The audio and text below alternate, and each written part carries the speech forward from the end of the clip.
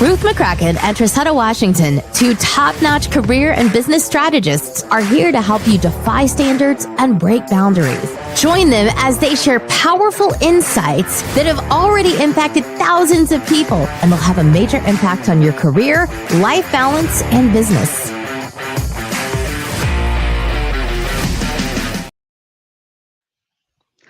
Great day, great day. Welcome, everybody. Really looking forward to breaking boundaries with you all. Hey, girl. Hey, Trissetta. Hey, Ruth.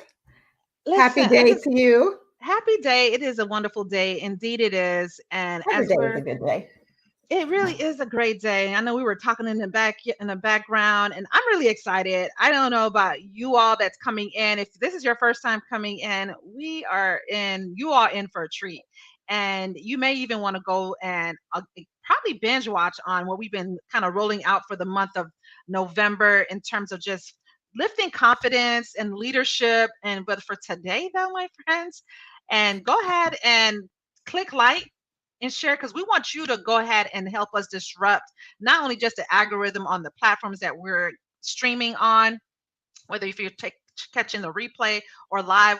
I definitely want you all to know that we're definitely so elated and so ever grateful on rolling out this topic that we're going to about to share. We're going to jump right in very shortly. It's going to be about mastering negotiation and conflict resolution confidently. How many of you all find it to be true that it can be overwhelming, at the same time frustrating, when it's time to be able to have a conversation with your manager or maybe with your partner or perhaps your children? Remember, we were talking back in the background, as there's certain things that we don't necessarily leverage or be able to complement. What ways can we find as a love language when it comes to even working things out in a very harmonious way in the workplace with your partners? I believe it's going to work in all factors. Would you agree, Trissetta?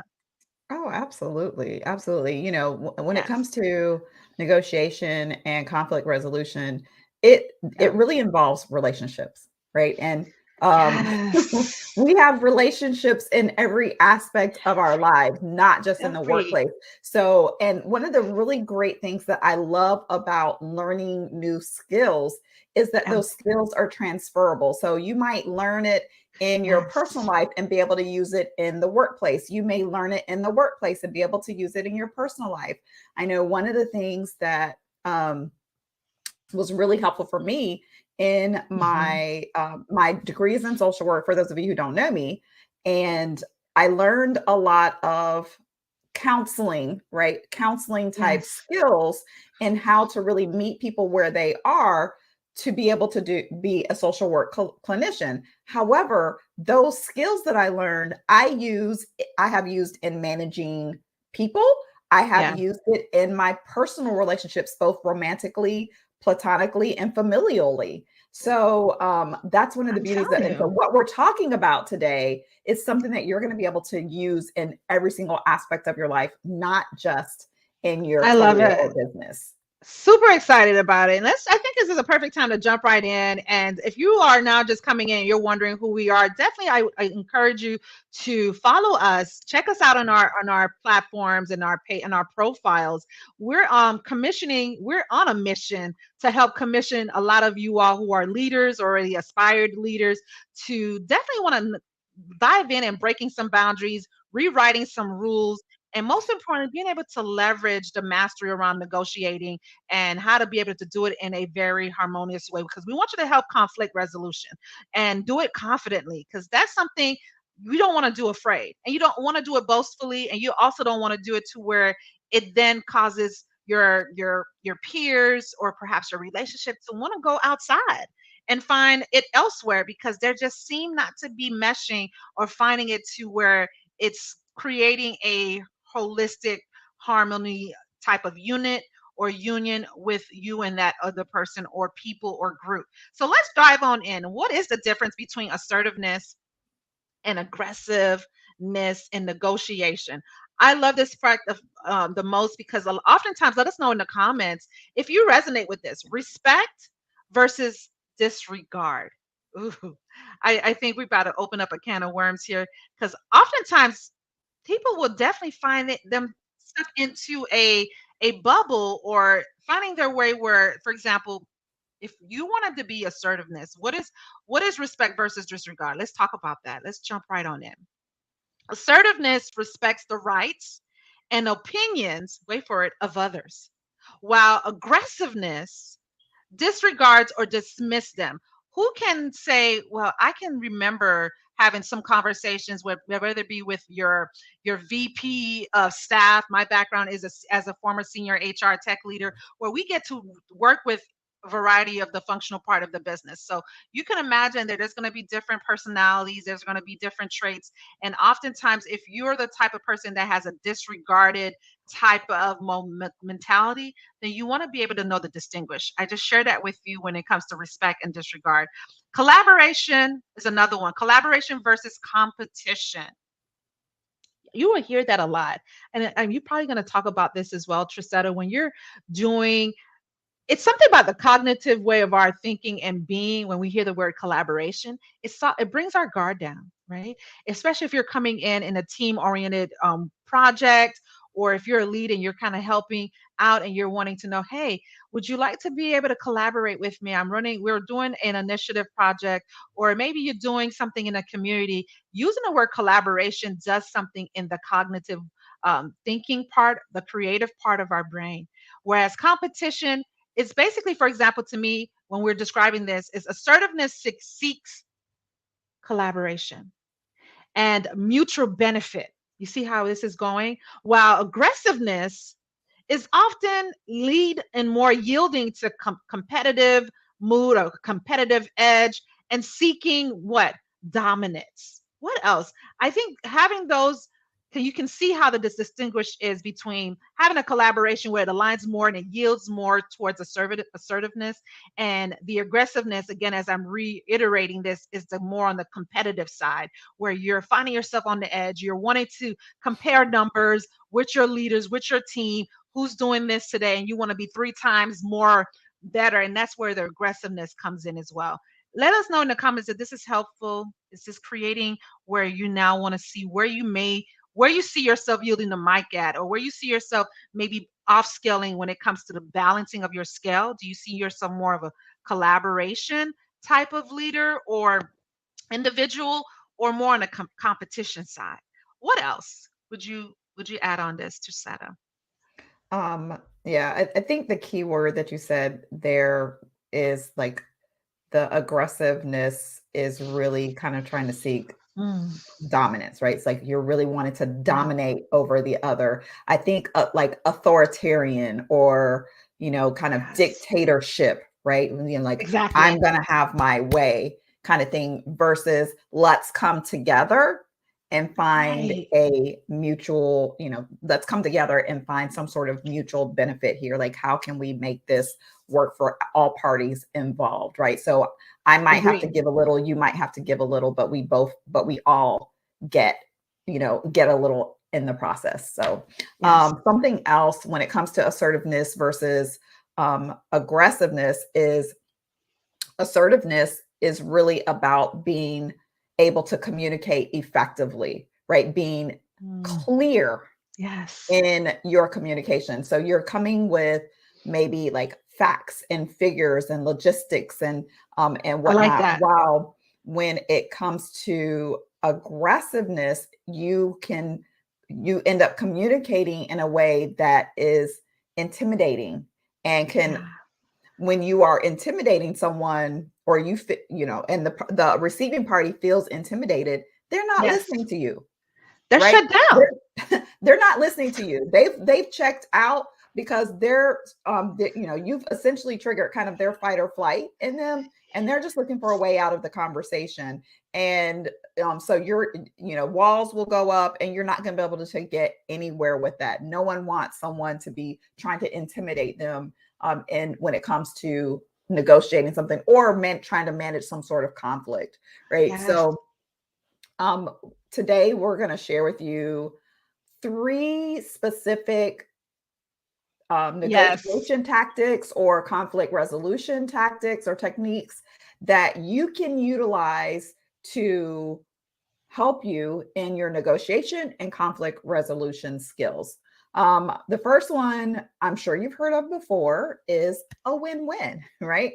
So the tactic here is to emphasize that collaborative approach where you can 1,000%. create that win-win for all parties involved, right? So you're creating some sort of Yes. mutually beneficial outcome. So you want to, instead of looking at negotiating as like a zero-sum game where Yeah. one party is going to lose while the other party actually gains what they're desiring.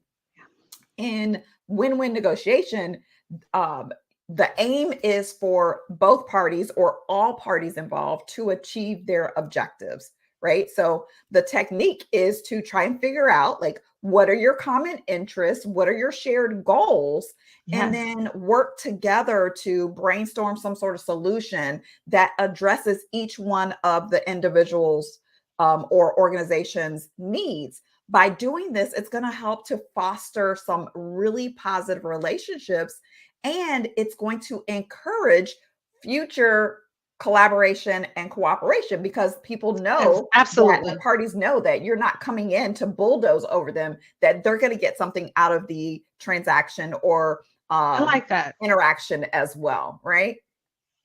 I like that a lot, especially if you're in a workplace. It reminds me of a time where when I'm having to consult with a client where we were part of basically rolling out their new HR tools where they're wanting to be able to get some reports and be able to not only find it to where they don't want to house everything. HR was always housing everything that they don't want to. They don't want to be the one that's in charge of new hire, rehire, termination, and also doing the performance review. So what we did was help them.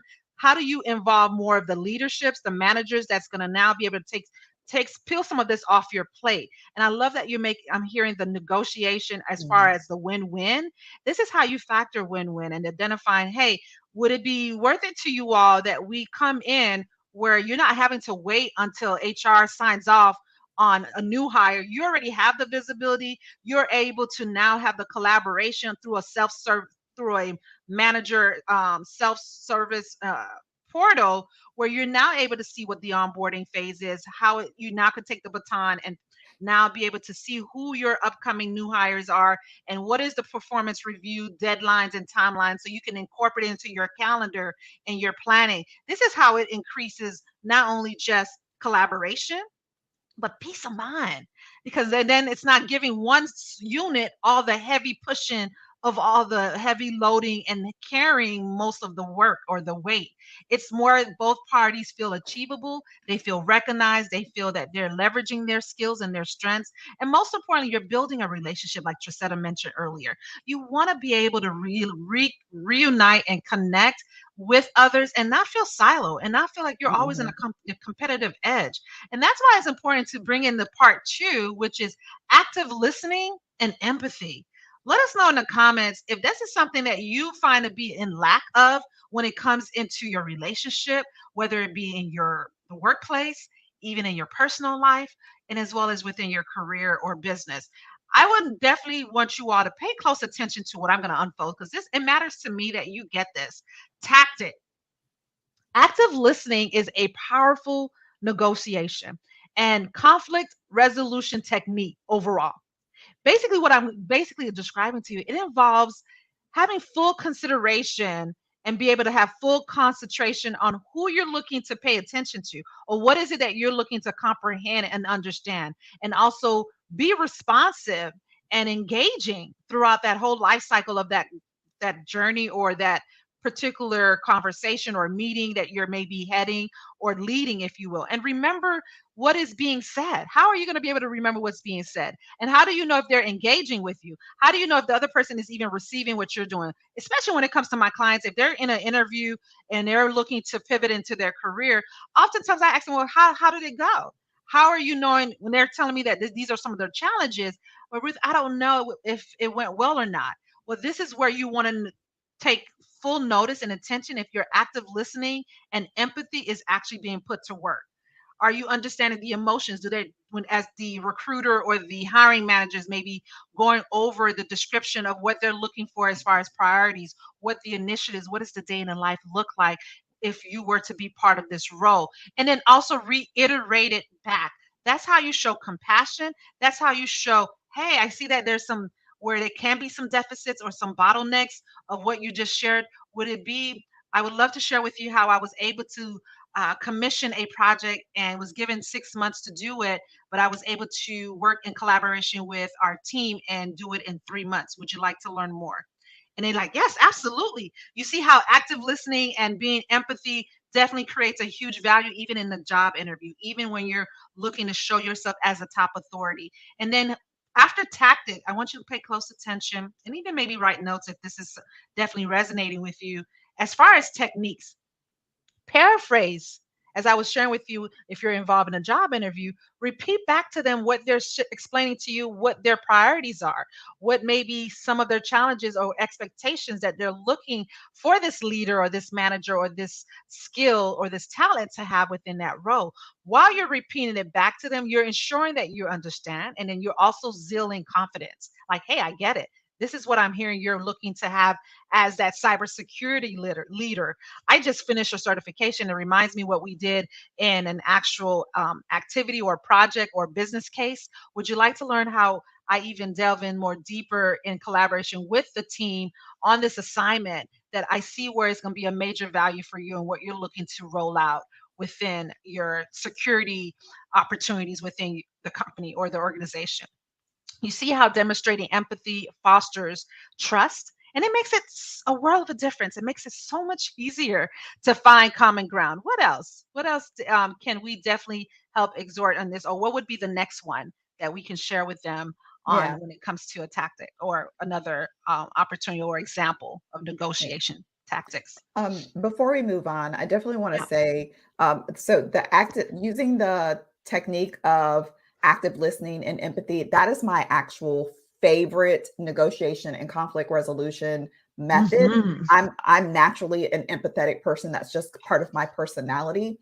And the true key here, when you are having a conversation with someone and you're trying to negotiate or manage some sort of conflict, by actively listening to what they're saying and then paraphrasing it and repeating it back to them really Yes. helps the other person to know that you are listening, because everyone wants to feel heard.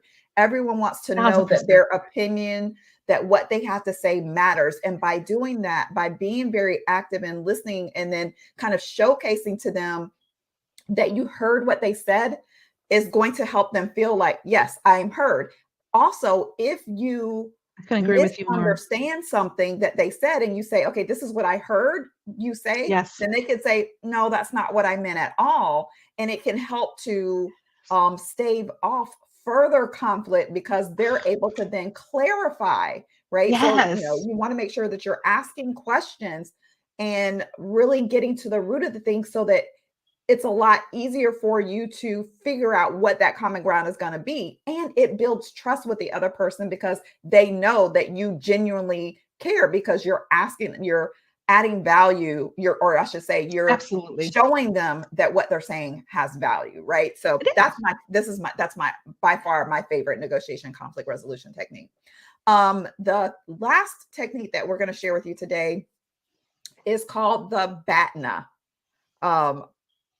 Technique. It's best alternative to a negotiated agreement, right? So I that's like that's that. what BATNA stands for, right? And the tactic is really knowing and leveraging what your best alternative is to some sort of negotiated agreement, right? So it is, what it refers to is the alternative course of action, right? That you're going to take if negotiations fail, right? Yeah. So if you come together and you're not able to come to some sort of agreement, negotiated agreement, then you kind of have this fallback, right? It's your Yeah. baseline for evaluating whether or not an agreement is desirable or not, right? So how you use this is, before you enter into negotiations, you assess your own best alternative, I like that. And then the other party does the same thing, right? And so then you use this information to set some very realistic expectations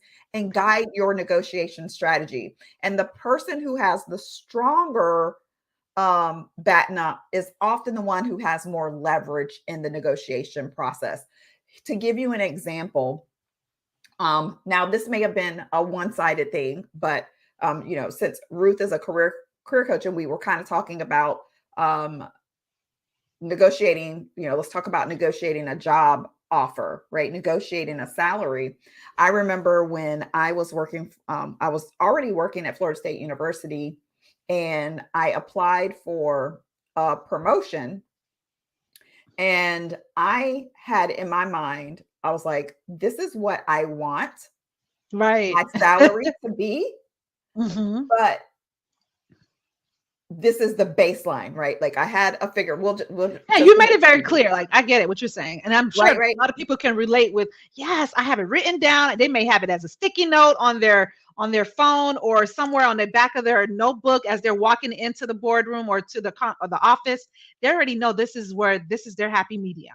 Exactly. Right. So let's just, just for the sake of numbers, let's say I wanted 75,000, but I would not accept anything less than 68,000. Right. I hear you. Yeah. Right. Yeah. So you go in and you ask for what you really want, and then, or, kind of your reach.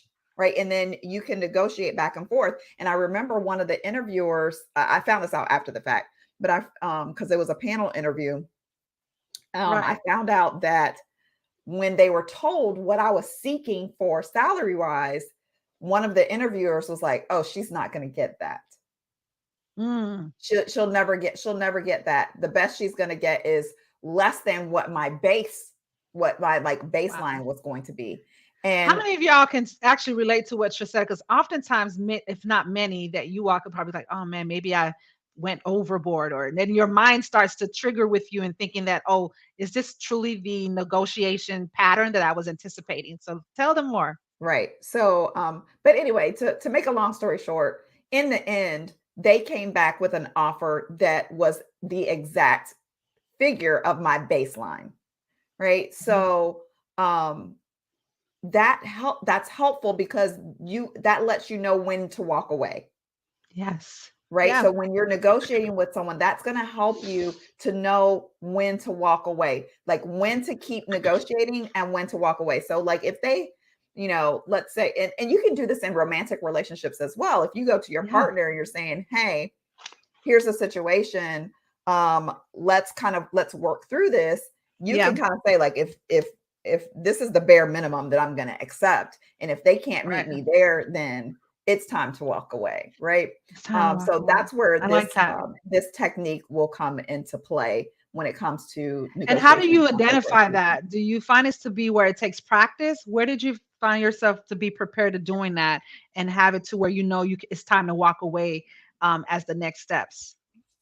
Well, first of all, you have to know yourself, right? You really have to know, you have to know what you really want and what's most important to you, and have the willingness to walk away if your needs aren't met. Right. Exactly. There's been plenty of times when I've been, I remember in a romantic relationship, this was decades ago, but I was dating this gentleman, and I remember we were getting pretty serious and kind of having discussions about potentially being married. And I recall I found out that he had not filed his taxes for a few years. And I said to him, what are you going to do about that? Like, how are you going to handle that? Yeah. And he's like, that doesn't concern you. And I was like, well, yeah, it does concern me, because if we if we get married and we join our lives together, join our finances together, if the IRS decides to come after you then, and we're married, it doesn't matter that that's before we got married, that's going to impact us as a household. And he was emphatic that it did not concern me. And I had to make a decision, because he showed me how he, he basically in that moment showed me how what he really thought about me. right? That Yes. he wasn't Yes. willing to really and truly protect me and shield me from something potential down the line, that he just disregarded my feelings. And I had to make a decision whether or not I wanted to proceed in this relationship, knowing how he felt about me and our future, or to walk away. And I I love how ultimately you said that, ended up because walking then away. that brings in what we wanted to bring in. And I don't know if we're going to have time to unfold it, is being able to know, have the confidence to Yeah. ask for what you deserve. And that right there is a prime example that you're setting yourself, you're giving that person the opportunity. Like, no, if we've discussed the opportunity or the potential of being a couple and in a marriage. And so therefore, yes, having taxes being delayed, for example, in your scenario, matters, because then that yields to, how do you build that confidence? How are you able to building that confidence to asking what you deserve? And that could be a challenge, and that's something you can talk about. As far as challenge, that could be a fear of rejection. And he may have something that he was suppressing, maybe the fear of having to involve his personal finances, right? And being able to leverage that, as that is an obstacle he may be facing, but just didn't know how to address it as a couple, as a union. And so the challenge of fear of rejection is a common obstacle. Individuals may worry about it. They may not know how to ask the right questions. They may not know what ways to even open it up. So it might even lead to a negative response. This Mhm. has nothing to do with you. That was a negative response. Damaging, that can very well have damaged a relationship, or And it did. even, you see, where we're going. So how many of you all can definitely resonate with that and saying, yes, it is a challenge. So we want to help you to know that asking what you deserve matters. Observe, and then also overcoming strategy. Building confidence by thoroughly what? Preparing. Mm. Preparation is so key. Preparing for the Yep. negotiation. Research the gathering of that data to help support, like we can mention, it could be buying a home. It could very well be, perhaps you're getting a new auto that you're wanting to include in, or maybe doing a trade-off of what you currently do have. Practice your pitch. You, because you know how it is when it comes to trying to negotiate a salary, or even a price tag when it comes to an auto that you're looking to maybe trade in. These are things that you got to prepare for, whether it be getting a support, getting a mentor, getting or hiring an expert. The point is, you want to be able to come in and have the comfort and the ease to reduce what? Anxiety, Yeah.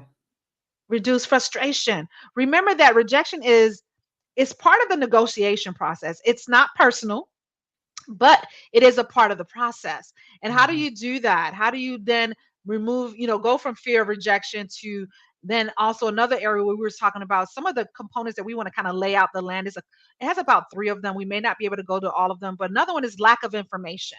Asking Before what you before we just, move on, yeah, I think we should really yeah, emphasize what you just said about yeah, that last thing that you said, that rejection when it comes to negotiation is not personal. It's part of the yes, process, right? They're not rejecting you, they're rejecting what you said. what you said. That's good. That's good. Good. Right. And we, especially, I know me, I'm guilty. Have a tendency to, when asking for something, I feel I take it personal Okay. and feel like, oh, I'm being rejected, when the other Yes. person is really rejecting the idea or the suggestion or whatever, whatever the case may be, but they're not necessarily rejecting me. And so you have to recognize that when you are going through the process, when you're going through the process of not rejection, when you're going through the process of negotiation, Hmm. there is going to be rejection, right? That's the whole premise Yeah. of negotiating, is a back and forth, right? You It share, okay, well, is. this is It what I is. want, and the other person comes back and says, well, I can't really do that, but this is what I can do. And you're like, well, I don't really want to accept that, but I could do this, right? So you're going back and forth, kind of volleying back and forth until you find that middle ground. That is the very Exactly. definition of negotiation. So expect there to be some rejection in the process. It's not a rejection of you, it's a rejection of the idea or the concept that you are putting forth. And I think that's a great, thank you for interjecting and adding that, because oftentimes, I do see this being huge. When you don't have the right information in front of you, that's when you then feel attacked, or you don't have the Yeah. right amount of options in front of you. That's when, because of the lack of information, the lack of options, so your negotiations start to findle, or start to what's the Break better, like down. a word, start to die down, because you don't have the leverage anymore. You don't have the arsenal of to kick back with some validation or some Yeah. sort of substance. So lack of information, which is what I was just describing, right? When Trisetta just mentioned that major factor of knowing, do not take it personal. If you do your work, if you study, and if you put it into work, put it into practice, this will give you the amount of sufficient of amount of information on how to leverage that. Maybe doing some market research on some of the rates, some industry standards, or some other parties position, maybe some leaders on what ways can you then increase some of your negotiating skills. Yeah. Again, it's all about putting that practice to work, so you can elevate your esteem in that conversation. So you're like, no, what? I pretty much did all my bases. I covered all my grounds. Now I can then feel pretty confident and be able to have a happy medium. You won't I have a agree. happy medium if you don't know, if you have lack of information. Another area is what? Concerns about perceived aggressiveness. Ooh, what can we describe on that one? Because I think a lot of us can Mm. definitely say that it can be a challenge. Number one, when individuals may worry about being perceived as too aggressive or too militant or confrontational, especially with, I'm going to speak for women of color, when they feel like if they're in a conference, because I've heard a lot from during consults that, Ruth, sometimes my personality or how I approach, and I can genuinely be coming from a compassionate place, but it's being received, again, perception is being received too confrontational, or as though Mhm. I am bitter or angry or mad.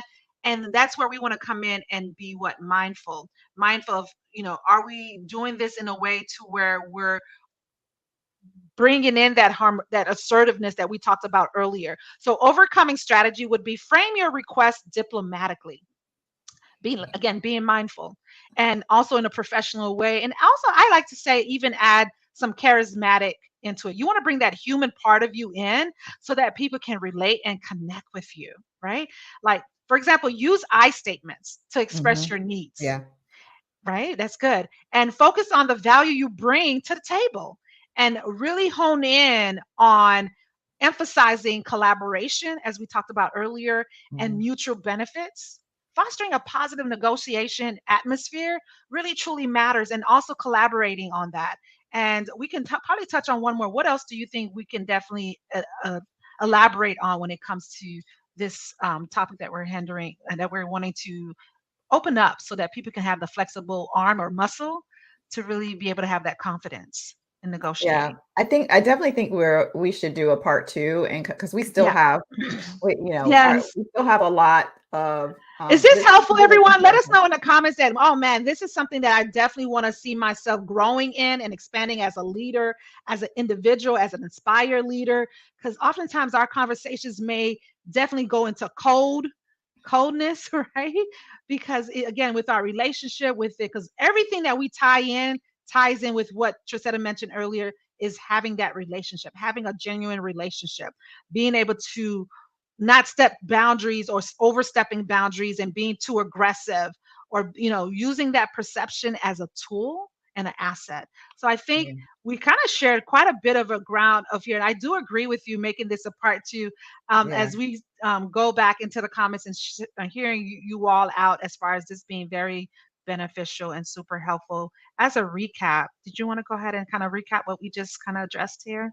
Yeah. And So, then so we talked about, we started out talking about go. comparing, right, assertiveness versus aggressiveness, and Yeah. talking about those key differences between the two, where assertiveness is really around respect, collaboration, and being effective with our communication, whereas aggressiveness disregards others, is very competitive in nature, Yeah. and tries to intimidate others. And then we went through the three specific techniques that you can use for negotiation and conflict Yes. resolution. We talked about win-win, and these aren't the only ones, but these are the most common ones, right? Right. Right. We talked about the win-win negotiation strategy. We talked about active listening, using active listening and empathy as a strategy, as well as the BATNA technique, the BATNA technique, which stands for best alternative to a negotiated agreement, right? And then we started, we kind of talked a little bit about how you can build confidence to ask for what you deserve. And we went through fear of rejection and how you can overcome that, how to overcome the lack of information, and how to overcome some concerns about being perceived as being aggressive as opposed to being assertive. And we'll pick up next week on the remaining strategies that you can use to build confidence. And then we'll get into how you can maintain your composure when you're having some difficult conversations, when things start, when conflict starts to get a little heated. So you want to be able to manage those difficult conversations or heated conversations in a way that maintains your composure. And we'll talk about that. I love it. Excited. Well, I know that you all are probably taking a lot of notes. I think it's even fair to say that you also may want to even go back and catch the replay, because we just dropped a whole bunch of valuable, and I know that's going to help you all with your negotiating skills when it comes to even your relationships, because I think that's a huge factor. A lot of times we don't want to take it personal. I love that you mentioned that. Do not take it personal, because how many of you all can agree, and I can agree too, that I've taken a lot of that personal, whether it be in, with my team, whether it be with my kids or with my partner. And I love that. So we're definitely going to resume next time. Let us know. Go ahead and just, if you're not following any of us yet, why not? Definitely share and subscribe and follow so that you get a notification when we're going to come back live, because it matters to us that you continue this journey, because breaking boundaries is for you all. We hear you, we see you, we share the surveys and the polls, and we look at you all in the comments, and we go back into the lab and regroup and strategize so that we can bring out some of the actual arsenals that you all needing to put into your tools to raise those confidence, and most importantly, to be able to breaking boundaries. And I love it. So thank you all so much for taking the time out of your day. Have an amazing day. And until next time, see you all. Join and subscribe with career strategist Ruth McCrackin and business strategist Trissetta Washington to the Breaking Boundaries podcast each week. You too can experience the limitless potential of rewriting rules and creating an extraordinary future for yourself.